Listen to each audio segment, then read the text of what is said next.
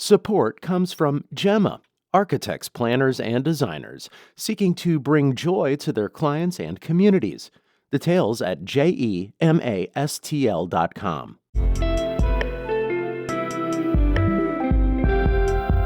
From the St. Louis Public Radio Newsroom, this is The Gateway. It's Wednesday, July 16th. I'm Ala Kaziz. Missouri House members are trying to take a proactive approach to complex issues like artificial intelligence regulation and disaster preparedness. We could start looking at these things and really help the committees be an advanced team before they are kind of hit in the face with just a lot of legislative proposals. Coming up on The Gateway, St. Louis Public Radio's Jonathan Ahl and Jason Rosenbaum introduce us to the Missouri Future Caucus. The Trump administration is celebrating a new regional laboratory it says will keep the U.S. food supply safer. Agriculture Secretary Brooke Rollins yesterday touted the Food Safety and Inspection Services facility in Normandy.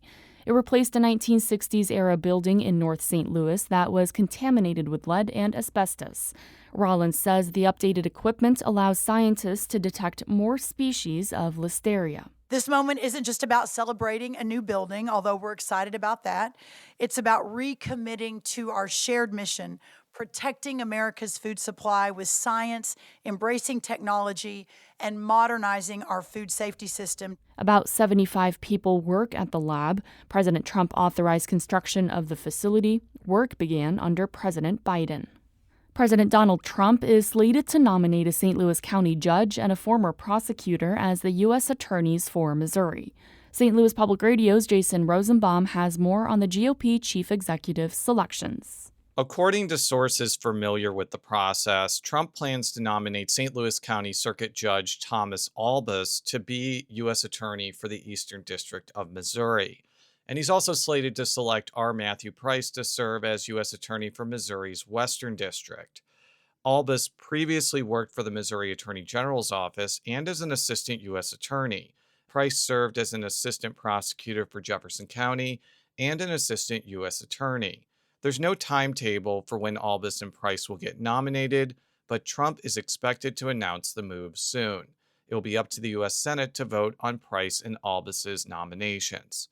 I'm Jason Rosenbaum, St. Louis Public Radio. Ameren, Missouri officials have proposed building a new gas power plant and batteries to store excess electricity on the site of the former Rush Island coal plant in Jefferson County. James Owen is executive director of Renew Missouri, a renewable energy advocacy group. He says he supports Ameren's investment in battery storage. However, he's dismayed by the company's commitment to new fossil fuel production. When we look at the supply chain issues that are being created by these trade wars, when we look at the international conflicts that are leading to volatility in gas prices, it is very hard to look at any gas proposal and see that it's economically viable. Last year, Ameren received approval from state utility regulators to build a gas power plant in St. Louis called the Castle Bluff Energy Center. The proposed Big Hollow Energy Center in Jefferson County is projected to provide a similar amount of gas power. St. Louis County announced yesterday that it'll place naloxone vending machines in high-need areas across the county to prevent opioid overdose deaths. St. Louis Public Radio's Olivia Mizell reports. Naloxone, also known by its brand name Narcan, is a nasal spray that reverses opioid overdose. The county's new campaign seeks to increase access to the medication. 6 initial vending machines are being placed at locations throughout the county. It's already available at all 3 Department of Public Health locations and any St. Louis County library. One machine is at the 24-1 Cinema in Pagedale. Health Director Dr. Kanika Cunningham says its zip code has seen more overdose deaths since 2020 than any other part of the county. This location is not symbolic, but it's intentional. We are meeting people where they are and putting life-saving resources exactly where they're needed most. A total of 44 machines will eventually be available in the county. I'm Olivia Mizell, St. Louis Public Radio. A St. Louis County judge has ordered the arrest of a chimp-crazy star and her husband for contempt of court. The judge says 4 companies tied to Tanya Haddix and her husband Jerry Oswego ignored orders to hand over financial records and other documents to PETA.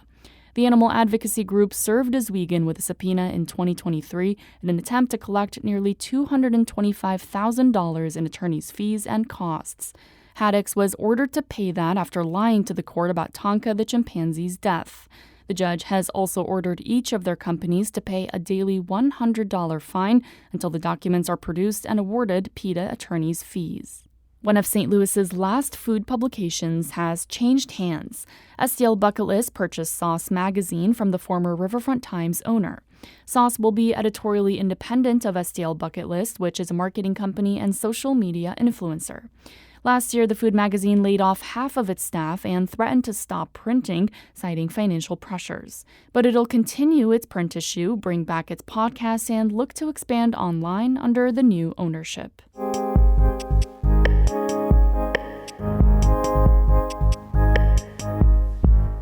Missouri House members are trying to take a proactive approach to complex issues like artificial intelligence regulation and disaster preparedness. St. Louis Public Radio's Jonathan Ahl spoke with Jason Rosenbaum about the formation of the Missouri Future Caucus. Jason, what is the Future Caucus, and why did the House Speaker create this earlier this year?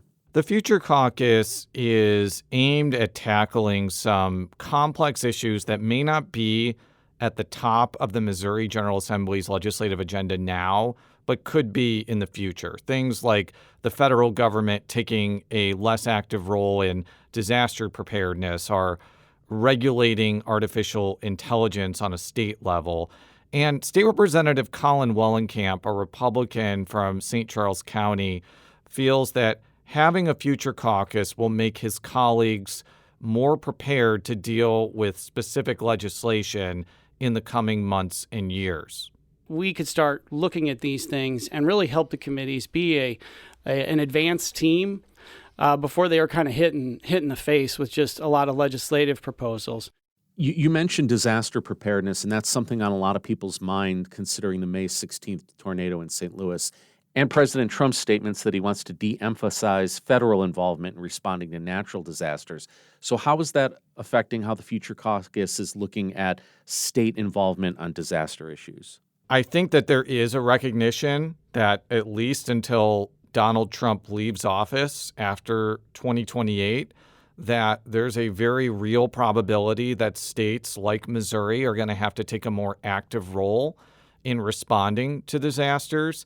Wellenkamp in particular has talked about the state doing proactive things, like, for instance, when involving flood prevention or shoring up levees or trying not to build things in floodplains, which is easier said than done sometimes. What role does a state General Assembly have in artificial intelligence, or at least what does the Future Caucus think?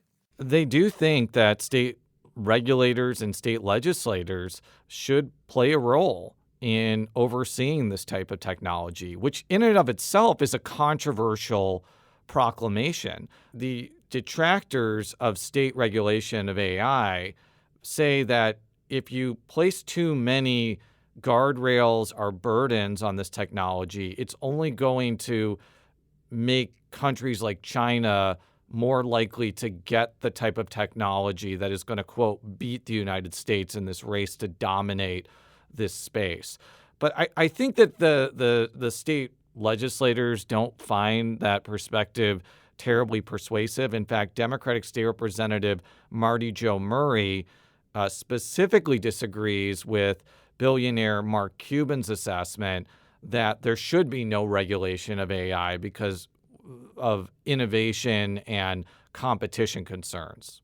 A businessman is the one telling you that. So, of course, they're going to say that the policymakers or, lawmakers should stay out of the way. I don't think that's enough to say that you should step back just because you don't want to stifle innovation or you want to be able to keep pace with China.